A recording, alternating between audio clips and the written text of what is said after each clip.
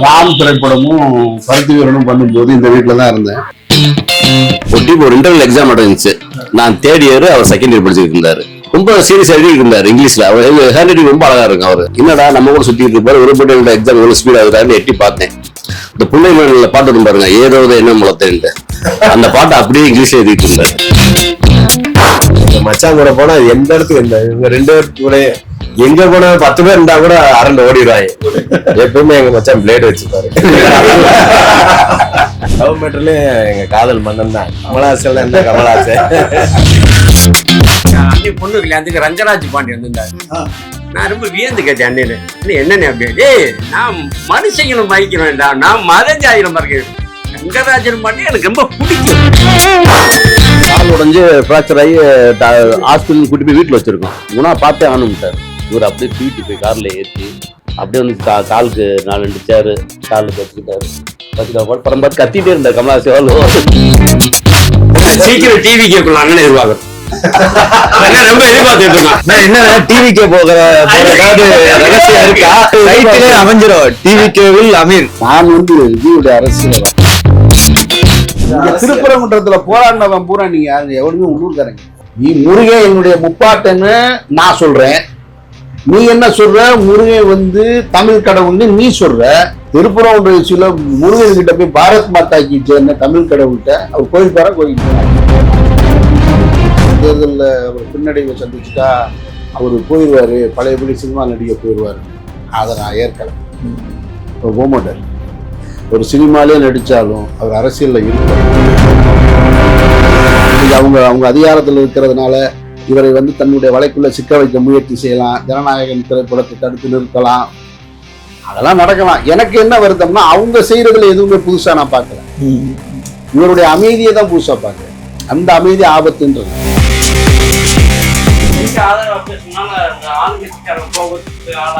ஒரு எண்ணம்லாம் அவங்களுக்கு இருக்கா? என்ன கட்சியில் என்ன இருக்கா வாங்கி வச்சிருக்கேன்? இல்ல பொதுவா இருக்கா? அந்த பயம் இருக்கான்னு எனக்கு பயமா? அந்த பயம்ன்றது எங்க மச்சான்ட்டு அப்ப இருந்தே கிடையாது.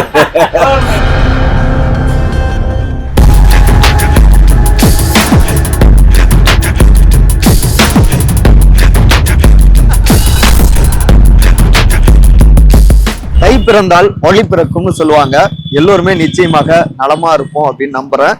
பொதுவாகவே எங்க சொந்த ஊர் அப்படின்னா எல்லோருக்குமே ஒரு தனி பாசமா இருக்கும். அது மட்டும் இல்லாம ஃப்ரெண்ட்ஷிப், தன்னுடைய நண்பர்களை தோழர்களை சந்திச்சா அப்புறம் சொல்லவா வேணும், வேற லெவல்ல இருக்கும் அவங்களுடைய அந்த விளையாட்டுகள், அந்த மகிழ்ச்சி எல்லாமே. அதுலயும் முக்கியமா ஒரு ஆளுமை, அவருக்கு பொது சமூகத்துல ஒரு முகம் இருக்கும். ஆனா இன்னொரு பக்கம் அவருடைய நண்பர்களை சந்திச்சா, அவருடைய சொந்த ஊர்ல போய் அவங்களுடைய பழைய கால அந்த நண்பர்களோடு அவரு பயணிச்சா நினைச்சு பாக்குறப்ப ஒரு சூப்பரான ஒரு ஃபீல் இருக்கு இல்லையா?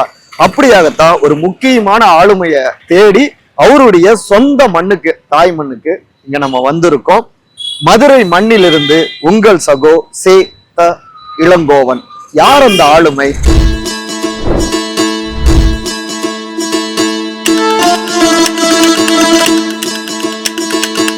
இது வந்து மதுரை KK நகர். இது ஓகே. ஆமா, ஹவுசிங் போர்டுன்னு சொல்லுவாங்க. முதல் முறையாக KK நகர்ல கட்டப்பட்ட ஹவுசிங் போர்டு குடியிருப்பு இது. இதுல இந்த வீடு இருக்கு இல்லையா, இதுதான் நான் வளர்ந்த வீடு இல்லை, நான் வாழ்ந்த ஒரு வீடு. ஓகே. ராம் திரைப்படமும் பருத்தி வீரனும் பண்ணும்போது இந்த வீட்டில் தான் இருந்தேன். இந்த சின்ன ஒரு வீட்டுக்குள்ள 390 ஸ்கொயர் ஃபீட்டு. என்னுடைய பிள்ளைகளும் வளர்ந்தது அதிகம் இதில் தான்.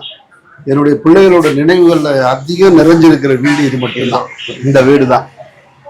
ஒரு சூழல்ல கொஞ்சம் பணம் தேவைப்பட்டுச்சு, கொஞ்சம் பணம் சிக்கலாக இருக்கும்போது இந்த வீடை வித்துட்டேன். நான் தான் வாங்கியிருந்தேன், சிறுக சிறுக சேர்த்து வாங்கினேன். அப்புறம் ஒரு பண தேவையில் வித்துட்டேன். என்னால் வந்து கடன் வாங்கின கடனுக்கு இதெல்லாம் கொடுத்துட்டேன். அப்போ என் பிள்ளைய கேட்டுச்சு, எங்களுக்கு நினைவில் இருக்கிறது இந்த வீடு மட்டும்தான், இதை கொடுத்துட்டீங்களே இருந்துச்சு. ஸோ உடனே எனக்கு மைண்டு ரொம்ப டிஸ்டர்ப் ஆகி, கொடுங்க இதே அப்பார்ட்மெண்ட்லேயே வாங்கிடுவோம்னு கீழே அதுக்கப்புறம் வாங்கிட்டு ஒரு வீடு, அந்த வீடை வாங்கிட்டு கீழே. சூப்பர். இதுதான் இந்த அந்த அலுவலகம். அதற்கு பின்னாடி வாங்கினது இது சந்திரதேவன் ஆ. படம் ரெடி ஆகிட்டு இருக்கும்போது அதுக்காக போடப்பட்ட ஆபீஸ். ஓ, ஹவுசிங் போர்ட்லயே இந்த மிடில் கிளாஸ்ல இருக்கக்கூடிய இந்த வீடுகள்ல அந்த செட்டப் அமைப்பெல்லாம் மாத்தி ஆ.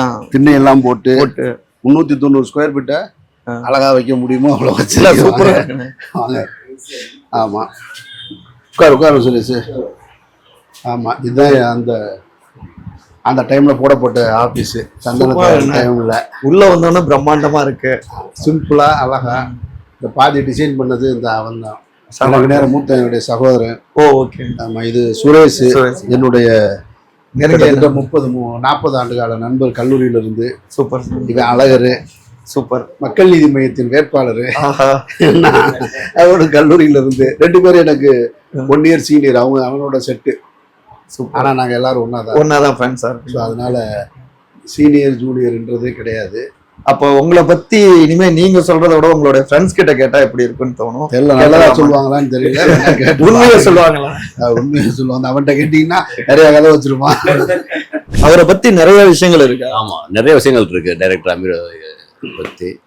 நாங்க எல்லாம் ஒரு 40 ஆண்டு கால நண்பர்கள், ரொம்ப க்ளோஸா இருப்போம். ஒரு இன்டர்வியூ எக்ஸாம் நடந்துச்சு. நான் 3rd இயர், அவர் 2nd இயர் படிச்சுக்கிட்டு இருந்தாரு. என்ன ஒன்னா சுத்துவான், சரியா உட்காந்து புக் எடுத்து படிக்க மாட்டான். ரொம்ப சீரியஸ் எழுதிட்டு இருந்தார் இங்கிலீஷ்ல. அவர் ஹேண்ட் ரைட்டிங் ரொம்ப அழகா இருக்கும். அவர் இயக்குனர் ஹேண்ட் ரைட்டிங் வந்து ரொம்ப அழகா இருக்கும். இங்கிலீஷ்ல எழுதிட்டு இருந்தாரு. என்னடா நம்ம கூட சுத்திட்டு இருப்பாரு, ஒரு போட்டு என்னோட எக்ஸாம் எவ்வளவு ஸ்பீட் ஆகுதுன்னு எட்டி பார்த்தேன். இந்த புள்ளை மண்ணில் பாட்டு வரும் பாருங்க, ஏதோ என்ன முளத்தேன்ட்டு, அந்த பாட்டை அப்படியே இங்கிலீஷ்ல எழுதிட்டு இருந்தாரு. அப்படியே இங்கிலீஷ்ல எழுதிக்கிட்டே இருந்தாரு. பார்த்து சிரிச்சுட்டு பேசிட்டு வெளியே வந்துட்டான். அப்புறம் இன்னொரு இன்சிடென்ட் இருந்துச்சு. அவர் ஒரு பொண்ணு லவ் பண்ணாரு, போட மாட்டீங்கன்னு நினைக்கிறேன். அவங்க வீட்டுல அனுமதி கொடுத்தா போட்டலாம். ஜோக்கான விஷயம் தான் இது. போட்டாரு. நம்ம நண்பர் ஒருத்தர் வந்து லெட்டர் கொடுத்து விட்டு இருந்தாரு. நானும் இவரும் மணல்ல உட்காந்துருந்தேன். நான் இங்கிட்டு பார்த்து உட்காந்துருக்கேன், அவர் இங்கிட்டு பார்த்து உட்காந்துருந்தாரு. நண்பர் ஒருத்தர் லெட்டரை போய் கொடுத்துட்டு வந்து மாமா சக்சஸ்ன்னு வந்தாரு. அப்படியா கொடுத்துட்டியா அப்படின்னு டைரக்டர் கேட்கிறாரு. ஆமா கொடுத்துட்டே மாமா அப்படின்னு. அப்படியா யார்கிட்ட கொடுத்தா? அவங்ககிட்ட கொடுத்துட்டே மாமா அப்படின்றாரு. ரொம்ப சிம்பிள், நானும் எதிர்பார்க்கல. இப்போ இது வர்றது யாரு அப்படின்றாரு. அந்த பொண்ணு இங்கிட்டு இருந்து வந்துட்டு இருக்காங்க. அழகா சொல்றா, கேட்டதுதான் இது, இன்னும் கண்ணுக்குள்ளே கிடைக்காது. அப்ப இது யாரா அப்படின்ட்டாரு. அவன் பார்த்து மறந்துட்டா, இல்லடா இப்படி அப்படின்ட்டு பார்த்து அப்புறம் சிரிச்சுட்டு அப்படியே கிளம்பி வந்துட்டோம். அந்த பொண்ணு கடைசியா அண்ணனை அக்செப்ட் பண்ணிருக்க போறாங்க. அண்ணே லவ் சக்சஸ் பண்ணாம விட்டாரு. படத்துலயும் சக்சஸ் பண்ண மாட்டேன். படத்துலயும் அவர் ஹீரோயினை கொண்டாரு. அதனால அதான் நிறைய விஷயம் இருக்கு. அவர் போடவே மாட்டீங்க. நான் எல்லா விஷயம் அவ்வளவு விஷயம் வச்சிருக்கீங்க, போட மாட்டீங்க. ஓகே, அடுத்து சுரேஷ் அவர்கள்கிட்ட கேட்போம். அமீரனுடைய க்ளோஸ் ஃப்ரெண்டு சுரேஷ் சார்ட்ட. சார் வணக்கம், எப்படி இருக்கீங்க? வணக்கம், நல்லா இருக்கேன். நல்ல நண்பர். ஒரு சின்ன அவங்க ஃப்ரெண்டு ஒருத்தரை சண்டை போட்டதுல தான் பழக்கமே ஆச்சு எனக்கு. சண்டையில தான் ஃப்ரெண்ட்ஷிப் ஃபர்ஸ்ட். அப்புறம் ஒரு தியேட்டர்ல ரஜினி படம் பார்க்க போயிருந்தோம். அப்பதான் திருப்பி இன்ட்ரடியூஸ் ஆகி அன்னையிலேருந்து இன்னைக்கு வரைக்கும் மச்சான் கூப்பிட்டா எங்க வேணாலும் ஓடி வந்துருவான். அப்போ உங்க 2 பேரையும் ரஜினி சார் தான் ஒரு வகையில கனெக்ட் பண்ணிருக்காரு. ரஜினி படம், ரஜினி சார்ல ரஜினி படம் அந்த மாதிரி இருக்கிற நட்புகள்லயே வந்து சுரேஷ் ஒரு ஆள் தான். இன்னொரு சுரேஷ் வந்துகிட்டு இருக்காப்போ. இவங்க 2 பேரும் தான் சண்டையில பழக்கமானவங்க. ஆமா, அந்த சண்டையை பத்தி சொல்லுங்க. இல்ல, அவருக்காக தான் நான் சண்டை போட்டது. அவர் வந்து கூப்பிட்டு வந்தாரு என்ன இந்த மாதிரி பிரச்சனைன்னு. அப்ப அவர் நண்பரை நான் அடிச்சுட்டேன், எனக்கு முன்னாடி வச்சு. அதுல பிரச்சனையாகி அதுக்கப்புறம் அன்னையில இருந்து இன்னைக்கு வரைக்கும் உயிர் தான். சரி, அந்த சண்டை காட்சிகளை கொஞ்சம் அப்படியே சொல்லுங்க. அவர் எப்படி வந்தாரு? பெரிய பிரச்சனை எல்லாம் கிடையாது. காலேஜ் படிக்கும் போது சின்ன எப்படி மிரட்டினாரு? நான் இல்ல மிரட்டல கிடையாது. அதுதான் அதுக்கு அவன் மிரட்டினது நான் தான் நிக்கிறான். அவன் தான் மிரட்டல். ஆமா, அவர் 2 பர்டிகுலர் நிகழ்வு. அதுக்கடுத்து தேட்டர்ல அன்னையில இருந்து இன்னைக்கு வரைக்கும் உயிர் நண்பர்கள் தான். அவரு எனக்குன்னா ஒண்ணுன்னா எனக்குன்னா ஒண்ணு உயிரை கொடுப்பாரு. அதே மாதிரி மச்சான, பெரிய மச்சான் 2-3 பேரும் தான். நாங்க 3 பேர் தான் சுத்திக்கிட்டே இருப்போம். எங்கனாலும் சரி 3 பேர் தான். அந்த சண்டையை காரணம் எந்த ஒரு 4 பேர் அமைதியா இருந்துட்டா பிடிக்காது. அந்த மாதிரி பல இன்னைக்கு வரைக்கும் என் இஸ்லாமிய நண்பர்கள் இவங்கள மாதிரி எனக்கு இன்னைக்கு வரைக்கும் யாரும் நண்பர்கள் கிடைச்சது கிடையாது. இவங்கள அளவுக்கு யாருமே கிடையாது இன்னைக்கு வரைக்கும். அந்த அளவுக்கு நம்ம யார் வந்தாலும் அவங்களுடைய குணத்தை அவங்களுடைய பேச்சுவார்த்தை தான் பார்ப்பாங்க தவிர மற்றபடி காசு இருக்கா பணம் இருக்கா அந்த எண்ணத்துக்கே இடம் கிடையாது. எங்க போனாலும் கூட தான் போவோம். காசு இருக்கான்னு யார்ட்டையும் கேட்கவே மாட்டேன். அந்த இடத்துல ஏதாவது தேவைன்னா வாங்குவோம். காசு இல்லையா யாராவது வருவாங்க ஃப்ரெண்ட்ஸு, அவங்க கொடுத்துட்டு போயிட்டே இருப்பாங்க. அந்த மாதிரி தான். அந்த மாதிரி நண்பர்கள்லாம் அமைகிறது இன்னொரு ஜென்மம் எடுக்கணும். எல்லா ஊர்லயுமே இருக்குங்க. இங்க கொஞ்சம் மதுரையில ஸ்பெஷல் நினைக்கிறேன். இப்ப நம்ம தம்பி போயிட்டு பழக்கடையில இருக்கிறவங்க எல்லாம் போட்டோ எடுத்துட்டு இருந்தார் வீடியோ. டக்குன்னு அந்த அம்மா ஒரு ஆப்பிளோ கொய்யாக்காவோ எடுத்து இந்தப்பா வச்சுக்கப்பா அப்படி பழக்கடைக்கு போனீங்க இல்லையா, அந்த பழக்கடை சங்கத்துக்கு அவர் தான் தலைவர். ஓ உங்களை மாதிரியே உங்களுடைய கடையில இருக்கவங்களும் இருக்காங்க. அந்த மாதிரி இவங்க வந்து கொஞ்சம் குறைவா கேக்குறது நல்லது இவர்கிட்ட. ஆமா, ஆஃப் த ரெக்கார்ட்ல நிறைய ஆமா அடல்ட்ரியா இருக்கும் எல்லாமே. ஆக்ஷனு அடல்ட்ரி, அதாவது அனிமல் படம் பார்த்தது மாதிரியே இருக்கும். அவங்க சொல்ற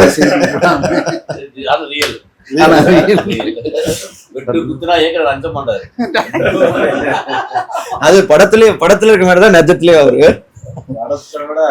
படம் வந்து சும்மாதான். எங்க மச்சான் கூட போனா எந்த இடத்துக்கு இவங்க 2 பேருக்கு கூட எங்க போனா 10 பேர் இருந்தா கூட அரண்டு ஓடிடுவாங்க. எப்பயுமே எங்க மச்சான் பிளேடு வச்சுப்பாரு. 15 பேர் சேர்ந்து அடிக்க வரும்போது ஒருத்தன் தான் 15 பேர் ஓடி போயிடுவாங்க. அதனால எங்க மச்சான் கூட போனா எந்த பயம் இருக்காது, தைரியமா நிக்கலாம். நம்மளை பின்னாடி நிப்பாட்டிச்சு, இவங்க தான் முன்னாடி நிப்பாங்க. ஆனா இயக்குனரா ஒரு பிளேடு வச்சுக்கல. எல்லா படமும் சூப்பரா இருக்கு. அந்த மாதிரி லவ் மேட்டர்ல எங்க காதல் மன்னன் தான். கமலஹாசன் என்ன கமலஹாசன் எங்க மச்சான் எல்லாம் பிக்கப் பண்ணவே முடியாது. அந்த அளவுக்கு சின்சியரா இருப்பாரு. ஆனா ஜாலியா அவங்களுக்கு லவ் பண்ற பிள்ளைக்கு மேரேஜ் வச்சா கூட நாங்க எல்லாம் போய் பத்திரிக்கை போய் கல்யாணம் போயிட்டு வந்துடுவோம். ஆனா அந்த பொண்ணுக்கு பயங்கர பயமா இருக்குமே. பொண்ணுக்கு பயம் இருக்கா? பொண்ணுக்கு இதெல்லாம் பேசிடுவோம், சரிப்பா நீ நல்லா இருப்பா அப்படின்ட்டு. ஆனா அவங்க கூட இருக்க அண்ணன் தம்பி அப்பா அம்மாவுக்கு தான் பயமா இருக்கு.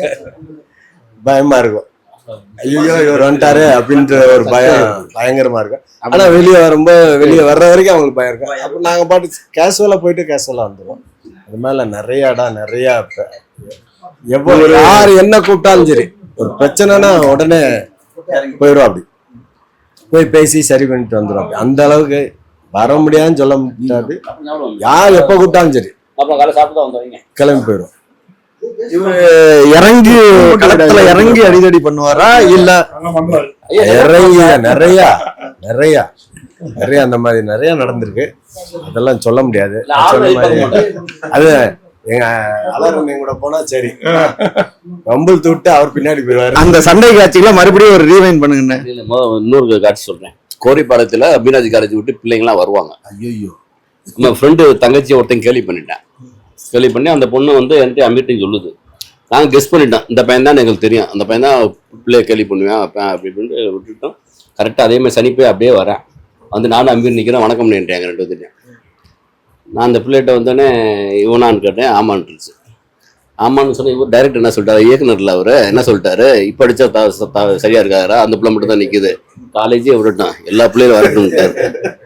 அப்பயே சீன் கிரியேட் பண்ணி செத்தாண்டான்னு விட்டேன். எனக்கு அடிக்க மனசு வரல, அடி பின்னிட்டேன். அடிச்சா ரத்தம்னா வருது. ரத்தம் வந்தோடனே கூப்பிட்டு ஆஸ்பத்திரி கூட்டி போய் ட்ரீட்மெண்ட் எடுத்து அவன் வீட்டுக்கு அனுப்பி விட்டாரு. நான் பெருமையாக மனம் அந்த பிள்ளைகிட்ட கேட்டேன், மைஸ் என்ன சொல்லிச்சு எங்க பிள்ளைய பூரா அப்படின்னு. பிள்ளைய பூரா சொல்லிச்சுக்கலாம். இந்த அமீர் அவரோட அந்த பையன் மோசம், இந்த அமீர் அவரோட அந்த பையன் மோசம், இந்த அடி அடிக்கிறாரு 2 பேரும் அப்படிச்சா. இதுதான் சுரேஷ். அவரு பிஆர்சியில வேலை பார்த்து இப்ப ரிட்டையர்ட் ஆயிட்டு ஜாலியா இருக்காரு வீட்டுல. இல்ல உங்களுக்காக தான் இவர் பக்கத்துல சுரேஷ் சார், அந்த சுரேஷ் சார் வந்துட்டு உங்களுக்காக தான் அவரு வந்து சண்டைக்கு போனாரு. 2 பேரும் முதல்ல ஃபர்ஸ்ட் நடந்தது. கடைசியா அப்படிதான் நாங்க ஃப்ரெண்ட்ஸ் ஆனோம் அப்படின்னு சொன்னாங்க. எப்படி அந்த சண்டையாச்சு, என்ன ஆச்சு சார்? நாங்க ஒரு 10-15 பேர் ஒரு டீம் இருந்தோம். அவங்க ஒரு 10-15, ஒரு பாலா இவங்க ஒரு குரூப், இவங்க ஒரு குரூப் இருந்தாங்க. 2 பேருக்குமே பிடிக்காத மாதிரியே ஒரு மாதிரி இருந்துச்சு. அப்புறம் கடைசி 3வது வருஷம் வந்து இவங்க ஒரு 10 பேர், நாங்கள் ஒரு 10 பேர் சேர்ந்து தனி டீமா வந்துட்டோம். அந்த டீம் தான் இப்போ வரைக்கும் இருக்கு. இப்போ அமீர் அவங்க ஃபேமிலியை பற்றி சொல்லணும்னா, இப்போ இவங்க சொன்னதெல்லாம் ஒன்று, ஒரு டிசிப்ளின் அவங்க வீட்டில் ஒழுக்கமானவங்க. எல்லாருமே ஒழுக்கமாக இருப்பாங்க. சுத்தமா இருப்பாங்க. ஒரு வீட்டுல இந்த முஸ்லீம் வீட்லன்னா அப்படி இருக்கும் அப்படிலாம் சொல்லுவாங்கல்ல, அப்படி இருக்கும். நைட்டு பூரா ஒரு டெய்லரில் உட்காந்து ஒரு சட்டை தைச்சாருன்னா நம்ம காலையில் அந்த சட்டையை வந்தோன்னு நம்ம போட்டு பார்த்து நல்லா இருக்கு அப்படின்னா நீ போட்டுக்கேன்றாப்புல. அது யாருக்கும் வராதுல்ல. நைட்டு பூரா உட்காந்து தைச்சு அது நமக்கு தரணும் தான் மனசு வரணும்ல. அதே மாதிரி எங்கேயாவது ஒரு பொது இடத்துக்கு போகிறோம், ஒரு செலவு பண்ணுறாங்கன்னா இன்னைக்கு வரைக்கும் அவங்க தான் காசு கொடுப்பாங்க. ஆனால் எங்களுக்கு தெரியாது. நாங்கள் பூரா அப்போ கஷ்டப்படுற ஃபேமிலி தான். அவங்க கொஞ்சம் வசதியானவங்க. எங்கள் கஷ்டத்துக்கு பூரா உறுதுணையாக இருந்திருக்காங்க. ஆனால் அது வெளியே காட்டிக்கிற மாட்டாங்க. எங்கிட்ட இது செஞ்சேன், அதை நீங்கள் சரியாக யூட்டிலைஸ் பண்ணிக்கல அப்படின்னு கூட சத்தம் போட மாட்டாங்க. அவங்க வீட்டில் ஒரு ஆள் மாதிரி. ஒரு வீட்டுக்கு நம்ம கெஸ்ட்டாக போனால் என்ன செய்வோம், ஒரு அரை மணி நேரம் இருக்கும், 1 மணி நேரம் உட்காருப்போம். இவங்க வீட்டில் ஒரு ரூம் இருக்கும், 24 hours இருப்போம். எப்பயுமே ஒரு 20 பேர். அவங்க அன்னைக்கு மாம் செட்டில் ஒரு 10 பேர் இருப்பாங்க. மன்சூர் ஃப்ரெண்டு இருப்பாங்க, அமீர் ஃப்ரெண்டு இருப்பாங்க, எங்களுக்கு தெரிஞ்ச ஃப்ரெண்டு நாங்கள் கூட்டு வந்திருப்போம். எல்லாத்துக்கும் அவங்க அம்மா ஒரு பெரிய தட்டில் சாப்பாடாக்கி கொடுத்துருப்பாங்க. அது சாப்பிட்டுக்கிட்டு அங்கே டீயை குடிச்சுக்கிட்டு அங்கே சீட் விளாண்டுக்கிட்டு ஒரு வீட்டில் 1 மணி நேரம் உட்காரலாம், 2 மணி நேரம் உட்காரலாம். 24 hours ஒரு தனியாக ரூமில் உட்காந்து இவ்வளோ பேத்துக்கு சாப்பாடு போட்டு எது ஒன்றாலும் முகமே சுளிக்க மாட்டாங்க. எதுலேயுமே முகம் சுழிச்சது கிடையாது. எதிரியே வந்தாலும் அவன் ஒரு புது விஷயத்தை கற்றுக்கிடுவான். இந்த ஃபேமிலியில வந்து இப்படி பழகணும், இப்படி இருக்கணும் அப்படின்ற ஒரு புது விஷயம் அது புதுசாக அவங்க ஃபேமிலியில் இருக்கு. அவங்க பரம்பரையாகவே அவங்க அன்னைக்கு மாமன்னெல்லாம் கடும் சொல்லி யூஸ் பண்ண மாட்டார். எந்த விஷயத்துலையும் அவங்க வீட்டில் யாருமே ஒரு கடும் சொல்லி சொல்ல மாட்டாங்க. கெட்ட வார்த்தை கூட பேசுவாங்க. ஒருத்த மனசு புண்படுற மாதிரி பேச மாட்டாங்க. அது ஒரு பெரிய அவங்க வீட்டில் ப்ளஸ் பாயிண்ட்டு.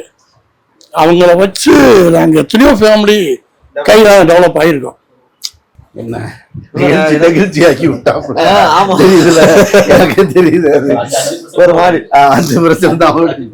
ரெண்டுமே கடவுள் பாதி மிருகம் பாதி கலந்து செய்த கலவை. நான் வாழ்க்கையில எல்லா பக்கங்களையும் பார்த்து வளர்ந்தேன். இப்ப நம்ம மண்ணு, இந்த ஒரு மண்ணுடைய அடையாளமே இப்ப ஒரு குடும்பங்கிறது தானே. அதுல அது அது மண். அதுக்கு காரணம் இந்த மண்ணு தான். சாதி என்னன்னு தெரியாது. நான் ஏற்கனவே சொன்னதுதான். இந்த ஊர்ல பழகும்போது எனக்கு சாதி தெரியாது. நான் காலேஜ் வர்றது வரைக்கும் எனக்கு தெரியாது. காலேஜ் வந்ததுக்கு பின்னாடி தான் பெயரை வச்சு சாதி கண்டுபிடிக்கிறத, ஒரு பேர் சொன்னா இவர் என்ன சாதின்றத அப்பதான் தெரியும். அந்த பழக்கம் எனக்கு இப்போ வரைக்கும் இருக்கு. இன்னைக்கு வரைக்கும் எனக்கு சென்னையில் என் கூட வர்றவங்கள அவர் பேர் இது அவ்வளோதான், அவர் என்ன பின்புலம் அதை பார்க்குறதே கிடையாது. என்னைய கண்டுபிடிச்சிடலாம் யாரு பேர் சொன்னா. அவர் நம்ம கண்டுபிடிக்கிறது இல்லை, ஆராயிறது இல்லை. அது தேவையில்லைன்னு நினைக்கிறேன். அது காரணம் இந்த மண்ணு தான். ஒரு முஸ்லீம் வீட்டில் பிறந்திருந்தாலும் ஒரு இஸ்லாமிய அடிப்படையிலலாம் வாழலை. சும்மா அப்படியே ஒரு தாண்டோண்டித்தனமாக நண்பர்களோட பெரும்பகுதியாக வாழ்ந்துட்டு இருக்கும்போது இன்னைக்கு காலம் இருக்கு இல்லையா, நாடு வேற என்ன சித்தரிக்குது, அது வேற ஒன்று சொல்லுது. நம்ம வாட்ஸ்அப்புள்ளே உள்ள வருது. நம்ம வாட்ஸ்அப்புள்ளே உள்ள வந்து குரூப்பாக ஃபார்ம் ஆகி அது வேற ஒரு அரசியல் பேசுது. அது எதுவுமே எங்களை டிஸ்டர்ப் பண்ணல. இப்போ நான் ஒரு கல்லூரி காலத்துலேருந்து வெளியில் வரும்போது நான் ஒரு ஆன்மீக பாதைக்குள்ளே வர்றேன். அவர் ஒரு ஆன்மீகத்தோட உச்சத்துக்கு போறாரு. அவர் ஒரு கோயில் கட்டிட்டு இருக்காரு. ஆனா அதுக்கு இதுக்கும் தொடர்பு கிடையாது. ரியல் ஆன்மீகம் இதுதான், மதிப்பு கொடுத்து. இப்பவும் எனக்கு கல்யாணமா விசேஷமா என் வீட்டுக்கு ஏதாவது ஒண்ணுனா எல்லாரும் வந்து நிற்பாங்க. இல்லை, இங்க இருந்து பணம் கொடுத்துறது வைக்கிறது எல்லாமே அவர் தான் கொடுத்துருவாரு. எனக்கு இல்ல, அவரு நீங்க என்ன நினைச்சாங்க அந்த அளவுக்கு ஆரம்ப ஸ்டேஜ்ல இருந்து சினி ஃபீல்டுன்னு போன பிறகு அப்ப அவ்வளவு சம்பளம் எல்லாம் கிடையாது. செலவுக்கு இங்க இருந்து இவர் தான் கொடுத்துருவார் வாங்கி எல்லாத்துக்கும். அந்த அளவுக்கு அவர் பழக்கம். நீங்க சொன்னப்ப இன்னைக்கு திருப்பரங்குன்றம் இப்படியான விஷயங்கள்லாம் வச்சு ஒரு மதுரைய காட்ட நினைக்கிறாங்க. ஆனா உண்மையான மதுரைங்கிறது இதுதான். இப்ப நீங்க காமிச்சிட்டு இருக்கீங்க, இதுதான் மதுரை. இன்னைக்கு இருக்கிற நண்பர்களும் இப்படிதான் இருக்கான். இன்னைக்கு இருக்க இளைய தலைமுறை பிள்ளைகளும் இப்படிதான் இருக்காங்க. அதுல மாற்றுக்கிறது கிடையாது. திருப்பரங்குன்றத்துல போராடினவன் பூரா நீங்க யாருங்க, எவனுமே உள்ளூர்காரங்க கிடையாது. அது வந்து அரசியல். இதுதான் உண்மையான சமூகம், நட்பு, எல்லாமே சொந்தம். எல்லாமே சொந்தம்னு வச்சுக்கோங்களேன். மதுரையில அந்த அரசியலை வச்சு அவங்க சினிமா கட்டுறாங்க. அதுக்கு இதுக்கு சம்பந்தமே கிடையாது. இல்ல நான் பொதுவா கேக்குறேன். இங்க வந்து திருப்பரங்குன்ற விஷயமாகட்டும், இது எல்லா இதுலயும் அந்த மத ரீதியா இங்க மக்கள் இருக்காங்களா? இல்ல அப்படியெல்லாம் யாருமே கிடையாது. யாருமே பாருங்களேன், நல்லா பாருங்களேன், அந்த பேட்டி கொடுக்கறதாகட்டும் எல்லாருமே வெளியூர், அதர் ஸ்டேட், அதர் இதுதான் இருக்கும், டிஸ்ட்ரிக்ட் தான் இருக்கும். இங்கே மற்றபடி இங்க இருந்து யாருமே அந்த மாதிரி பேட்டி கொடுக்க மாட்டாங்க. எது ஆமா, மதுரையில இருந்து யாரும் போல நீ இல்லன்னா நீ கடை அடைக்க சொல்லும் போது ஒருத்தன் கூட கடை அடைக்கல, எதுக்குடா அடைக்கணும்னு தானே கேக்குறான்.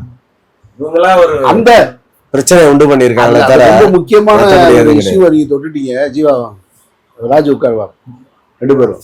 அதாவது இப்ப நீங்க சொல்றாங்கல்ல அந்த திருப்பரங்குன்றம்னு, அந்த திருப்பரங்குன்றத்துல இப்ப ஒரு தர்கா இருக்கு, அந்த தர்காவில வந்து ஆடு வெட்டக்கூடாது, கோழி வெட்டக்கூடாதுன்னு சொல்லிக்கிட்டு இருக்காங்க இல்லையா? ஆமா.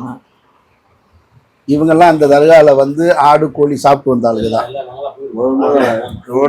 தர்கா மேல இருக்குன்னு தெரிஞ்சது அமீர் கூட்டு போய் தான் எங்களுக்கு தெரியும். அது வரைக்கும் தெரியாது. நாங்கெல்லாம் போயிட்டு கீழே வந்து திருப்பரங்குன்றத்துல குளத்துல குளிச்சுட்டு அப்படியே ஜாலியா வந்திருப்போம். ஒரு நாள் ஃபுல்லா அங்க இருந்தோம். மீனாட்சி ஐயர் போலும் தெரியும், எல்லா ஐயரும் தெரியும். ஏன்னா அந்த வாசல் தான் நிப்போம், அவங்க ஃப்ரெண்டு தான், எல்லாருமே தெரியும். சொல்லி அங்கதான் டாப்பு. எல்லாருமே நல்ல பழக்கம் தான்.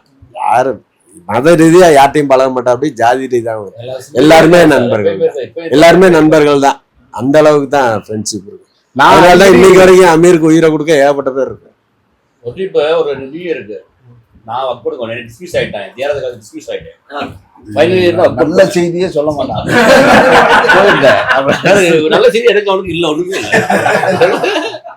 அம்மாவே சொல்லிப்பாங்க, போலீஸ் இன்ஸ்பெக்டர் வந்து அம்மாட்ட சொல்லிட்டு போயிட்டாங்க. அமீர் அம்மாட்ட, ஏம்மா நல்ல பிள்ளை நல்ல குடும்பமா இருக்கீங்களே, அவன்கிட்ட எதுக்குமா பழகுறீங்க,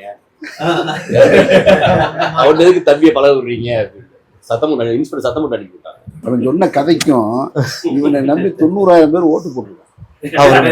அதான் கரெக்ட். அவர் எம்என்எம்ல அதிக ஓட்டு வாங்கினவர்னு சொன்னீங்க நீங்க. ஆமா, கேண்டிடேட் எம்பி. சூப்பர். வழக்கத்துல வந்து கமல் ரசிகர்கள் எங்களுக்கு படம் போட்ட டிக்கெட் போட்டு கூட்டு போறதே அவர் தான். ஃபர்ஸ்ட் ஷோக்கு எங்களுக்கு எல்லாத்துக்கும் டிக்கெட் கொண்டு வந்து எல்லாரும் சேர்ந்து தான் போவோம். கமல் படம்னா அப்படி ஒரு வெறியர். அமீர் அண்ணனும் கமல் ஃபேன் தானே அவரு.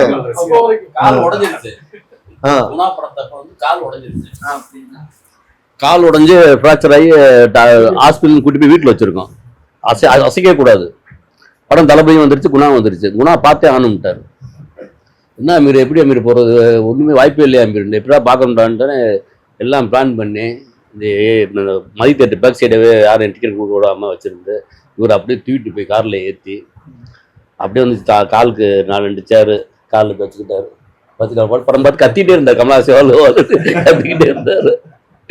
இல்லைங்க, இது மக்கள் நீதி மையம். திருப்பரங்குன்றம் சொன்னேன். அன்னை விஷயத்துல வியந்தேன் நானு. அன்னை பொண்ணு கல்யாணத்துக்கு ரங்கராஜ் பாண்டி வந்திருந்தாரு. நான் ரொம்ப வியந்து கேட்டேன் அண்ணனு, என்னன்னு அப்படியே நான் மனுஷங்களும் மதிக்கிறேன்டா, நான் மத ஜாதியிலும் மறைக்கிறேன். ரங்கராஜன் பாண்டி எனக்கு ரொம்ப பிடிக்கும், அதனால கூப்பிட்டேன். ஏன்னா ஒரு ரொம்ப வியந்தேன். வாழ்த்துக்கள். நன்றி. அவர் வந்து முதல்ல ஆன்மீக அரசியல், இப்ப ஏடிஎம்கே பிஜேபி கூட்டணி. அவரு பக்கத்துல இருக்கிற தம்பி ரொம்ப முக்கியமான ஆளு. பக்கா மாஸ் கட்சி தாவேகாவோட தீவிர தமிழக வெற்றி கழகம் டிவிகே. ஆமா, நாம் தமிழர்ல இருந்து அங்க வந்தவர். இன்னொரு கேண்டிடேட் ஒருத்தர் மிஸ், இப்ப நாம் தமிழர் கேண்டிடேட் வந்துகிட்டு இருக்காரு பஸ்ல. அவரு வீட்டுல இதுவும் எல்லாம் சமத்துவம், தேர்தல் அரசியல் கட்சியிலயும் சமத்துவம், எல்லா கட்சியும் இருக்காங்க. வாட்ஸ்அப்ல சண்டை போடுவார் இவரு. அவர் ஒரு குரூப் இருக்கு, அந்த குரூப்ல வந்து இவர் வந்து விஜய் சம்பந்தப்பட்ட டிவிக்கு சம்பந்தப்பட்டதாக போடுவாரு, அவரு ஏடிஎம்கே சம்பந்தப்பட்டதாக. சீக்கிரம் டிவி கேட்கலாம் அண்ணன் எதிர்பார்க்கணும்.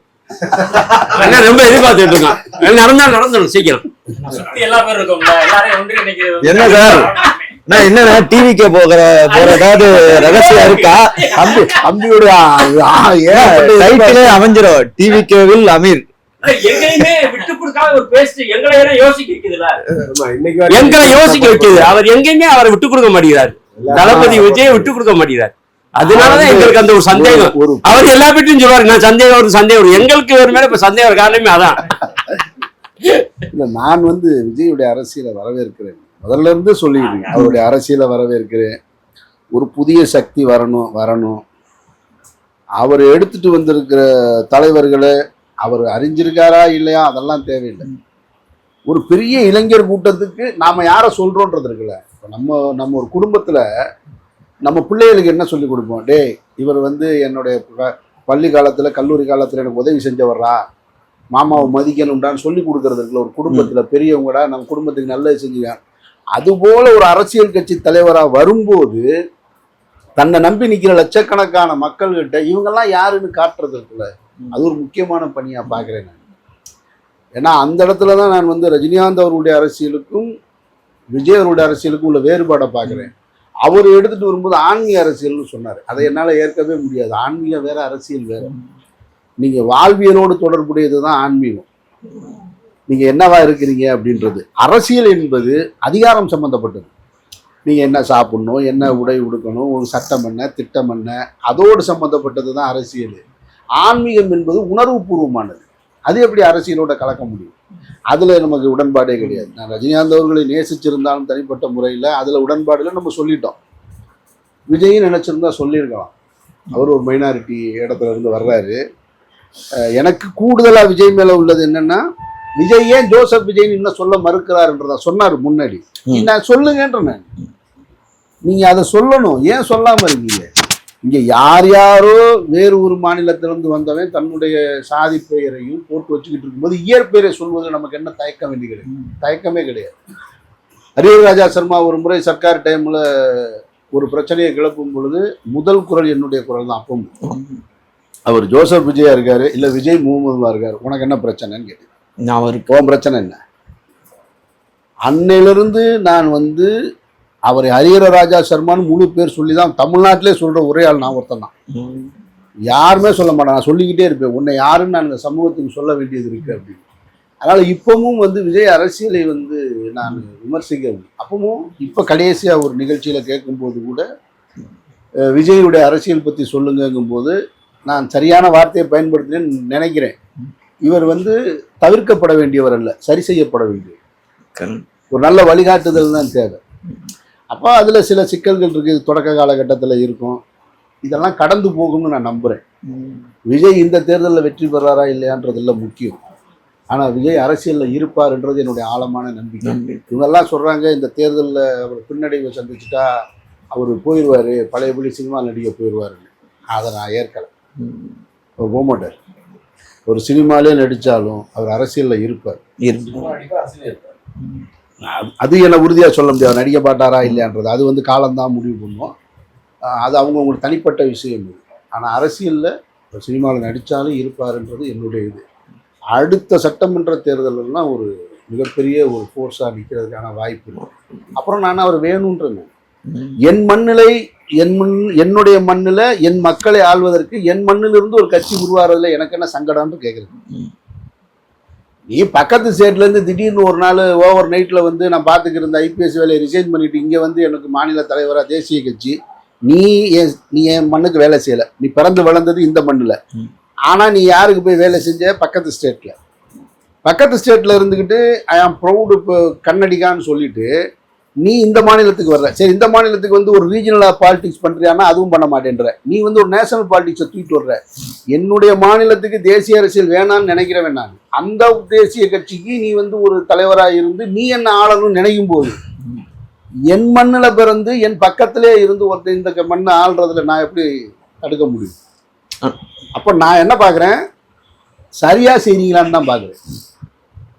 சரியா செய்றீங்களான்னு. அப்புறம் இப்போ நீங்கள் ஏதோ கேட்க வந்தீங்க, சொல்லுங்க. இப்போ எல்லாருமே வந்து ஒரு விமர்சனத்தை முன் வைக்கிறாங்க, தற்கூறியல்னு சொல்லிட்டு. அது வந்து அன்பின் மிகுதியால் நடக்கிறது. எம்ஜிஆருக்கும் இப்படி தான் இருந்திருப்பாங்க. இப்படிதான் உங்களுக்கு இப்போது அவன் ஒரு விஜய் ரசிகன் வந்து டிவிக்கே உடைய தொண்டன் வந்து ஒரு துண்டை போட்டுக்கிட்டு அல்லது ஒரு பத்திரிகையாளர் மேலே அப்படி போட்டுக்கிட்டு இருந்தான் அப்படின்றது அவனை தற்கொலைன்னு நீங்கள் சொல்லலாம். அது வந்து அனுமதிக்கப்பட்ட செயல் கிடையாது, அது தவிர்க்க வேண்டிய செயல். அவனை பக்குவப்படுத்தணும் அப்படின்றத நான் மறுக்கலை. ஆனால் அவன் வயசுக்கு அவனை தற்கொலைன்னு சொல்கிறீங்களே, 20 வயசில் அவனை பார்த்து இந்த நாட்டில் ஒரு அதிகாரமிக்க கட்சியாக இருந்த இந்த நாட்டில் ஜெயலலிதா அம்மையார் முதலமைச்சராக இருக்கும் பொழுது கவர்னர் போகும்போது காருக்கு முன்னாடி நின்று தன்னுடைய ஆடையை தூக்கி காமிச்ச பெண்ணை என்ன சொல்லுவீங்க? அப்போ அவங்களுக்கு வயசு 40 இருக்கும். தன்னுடைய தலைவிக்கு வந்து பிரசன்ட் ஸ்டே வழக்கில் தீர்ப்பு வந்த உடனேயே அந்த தீர்ப்பை எதிர்த்து கல்லூரி மாணவிகளை வந்து அவசரமாக பஸ்ஸை விட்டு இறக்கி விட்டு தருமபுரியில் பஸ்ஸை எரிச்சிங்களே, உள்ள 3 மாணவிகள் செத்தாங்களே, அவனை சிந்தனையாளர்னு சொல்லுவீங்களா நீங்கள்? அப்போ அவன் தற்குறி இல்லையா? அப்போ தற்குறிகள் எல்லா இடத்துலையும் இருப்பான்.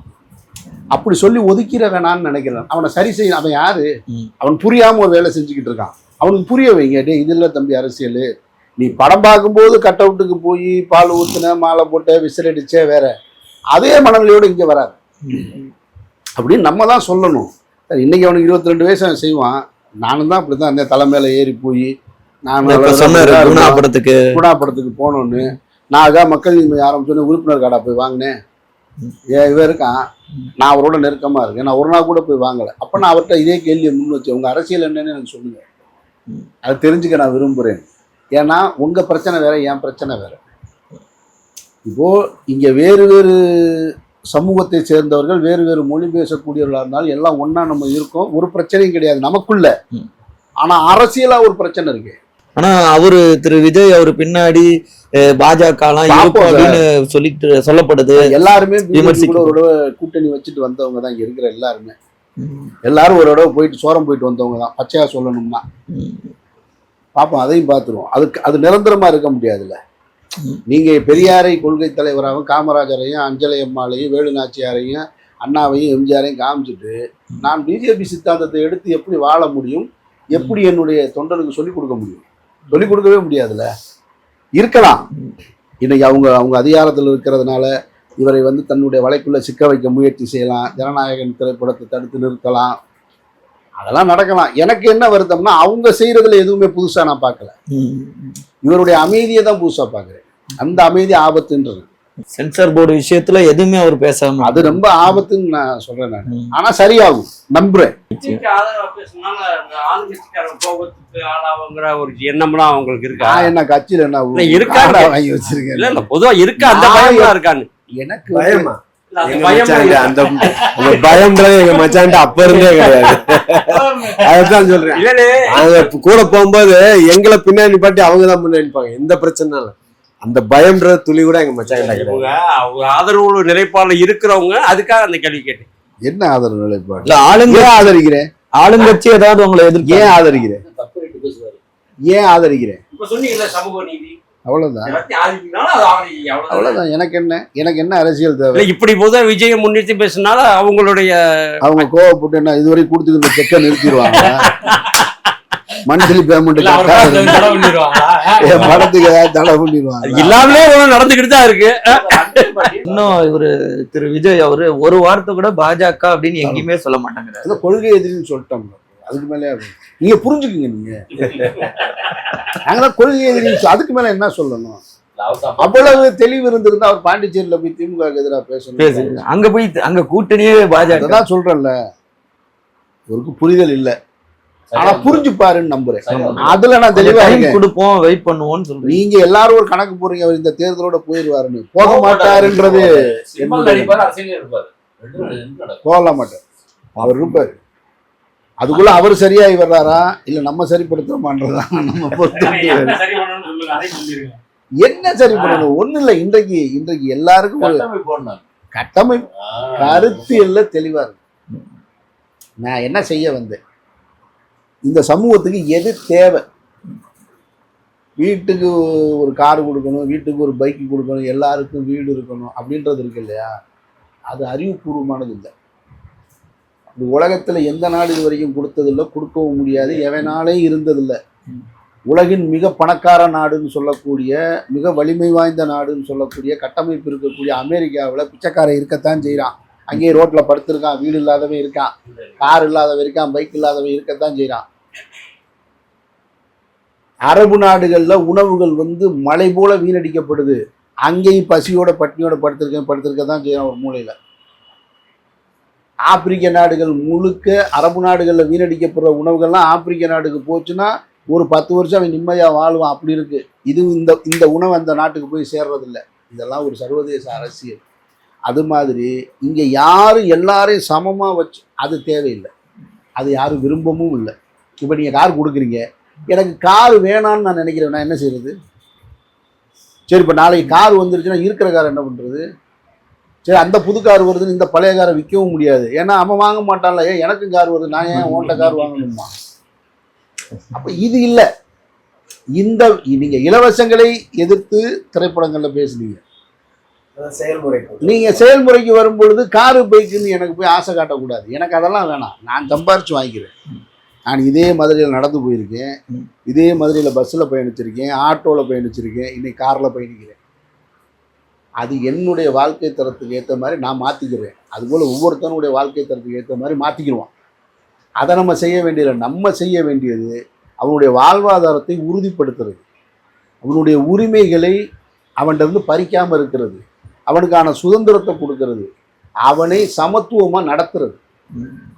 வேற என்ன வேணும்? கல்வி, அடிப்படையான கல்வி வேணும், சாலை வசதி வேணும், எனக்கு சுகாதாரமாக மருத்துவம் வேணும். இதை தாண்டி எனக்கு என்ன வேணும்? மற்றதெல்லாம் நான் பார்த்துக்கிருப்பேன்ல. புரியுது?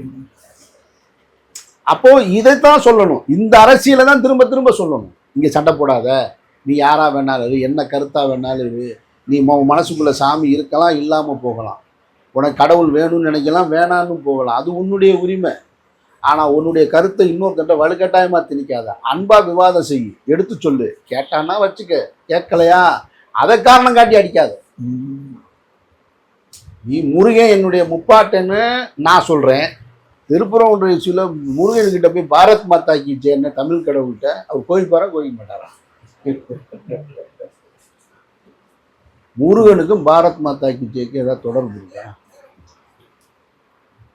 நீங்க யோசிச்சு பாருங்க. சிவனை இங்க இருக்கிறவங்க வழிபடுறோம், ராமரை இங்க இருக்கிறவங்க வழிபடுறோம், விநாயகரை இந்த மண்ணில் இருக்கவே வழிபடுறான். இந்த முருகனை இந்த நிலத்தை தாண்டி எங்கடா வழிபடுறீங்க? ஒருத்தனை காட்டுங்கடா. வா, உத்தரப்பிரதேசம் போவோம், ராஜஸ்தான் போவோம், பீகார் போவோம், சத்தீஸ்கர் போவோம், என் முருகனை வழிபடுறான்னு ஒருத்தனை காட்டு. அப்போ நான் இதை சொல்லணும்ல, நீ அரசியல் செய்கிறேன்னு, அப்போ சொல்ல வேண்டிய பொறுப்பு இருக்குல்ல. அப்போ இதை தாவேகா தலைவர் தன்னுடைய தொண்டர்களுக்கு சொல்லணும், இப்படி ஒரு அரசியல் இருக்கு, கவனமா இருங்க அப்படின்னு. இதுதான் நான் சொல்லி கொடுக்கணும்னு சொல்றேனே தவிர, அப்படி ஒரே நாள்ல புஷ்ஷுன்னு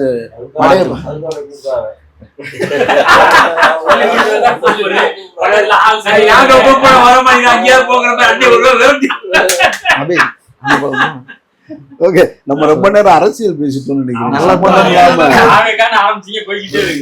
நம்ம வேற அவங்க பேசுறதே இல்லைண்ணே, அவங்கள வச்சு நம்ம பேசிக்கிட்டே இருக்கோம்.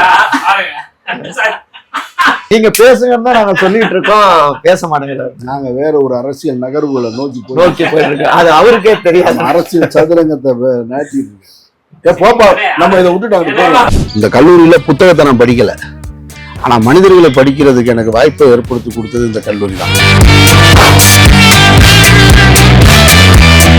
எனக்கு கனவுலலாம் வரும் இந்த வீடு அந்த அளவுக்கு நெருக்கமான வீடு, மைண்டை விட்டே போகாது அந்த வீடு. சின்ன வயசுல இருந்து சினிமா துறைக்கு வரணுங்கிற ஒரு இன்ட்ரெஸ்ட் இருந்திருக்கும். அரசியல் உங்களுக்கு எப்படி? அந்த அருகில இந்த தேட்டர் தான் எனக்கு முதல்ல ஒரு நட்பை ஏற்படுத்தி கொடுத்தது. இந்த தோழி, ஒரு தோழி, அந்த தேட்டர்